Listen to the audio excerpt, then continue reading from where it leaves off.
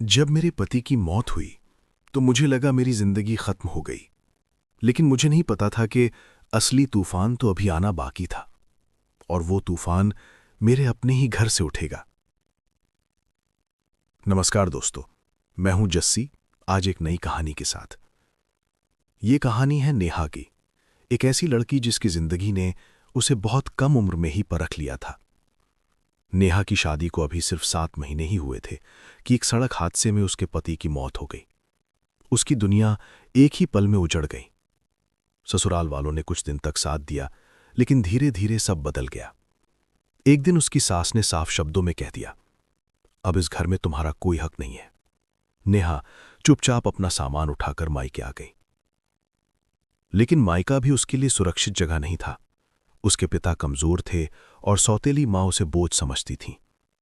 हर दिन ताने, हर दिन अपमान। मनहूस जहां जाती है बर्बादी साथ ले जाती है। नेहा अंदर ही अंदर टूट रही थी। एक दिन अचानक उसके ससुर रामप्रसाद जी उसके मायके आए। उन्होंने नेहा के पिता से कहा, मैं नेहा को अपने साथ ले जाना चाहता हूं। सब चौंक गए। सौतेली मां ने तुरंत कहा, ले जाइए, हमें कोई दिक्कत नहीं। नेहा चुप थी, लेकिन अंदर से उसे लगा शायद वहां उसे थोड़ा सुकून मिल जाए। वो उनके साथ वापस ससुराल आ गई। घर पहुंचकर उसे एहसास हुआ कि रामप्रसाद जी बिल्कुल अकेले हैं। न पत्नी, न बेटा, बस एक खाली घर।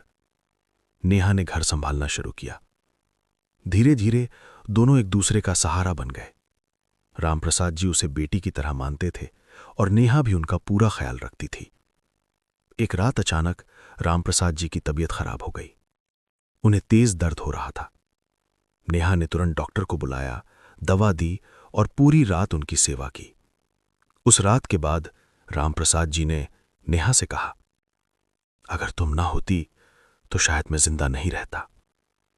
नेहा ने सिर्फ इतना कहा, आप अकेले नहीं हैं। धीरे धीरे लोगों ने बातें बनानी शुरू कर दी।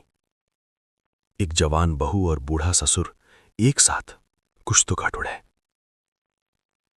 ये बातें नेहा को अंदर से तोड़ रही थीं। एक दिन उसने रामप्रसाद जी से कहा, लोग गलत सोच रहे हैं, मुझे यहां से चले जाना चाहिए।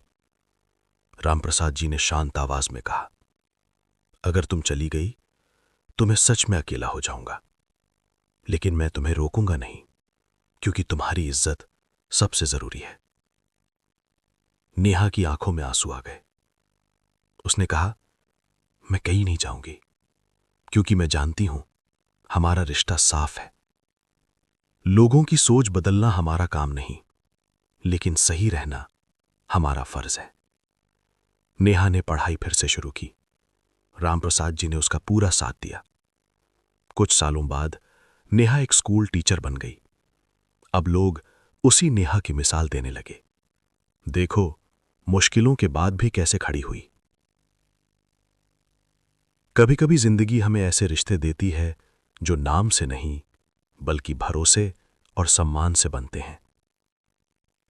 अगर आपको ये कहानी पसंद आई हो तो लाइक करें, शेयर करें और ऐसी ही दिल छू लेने वाली कहानियों के लिए हमारे चैनल बाय जस्सी भाई को जरूर सब्सक्राइब करें।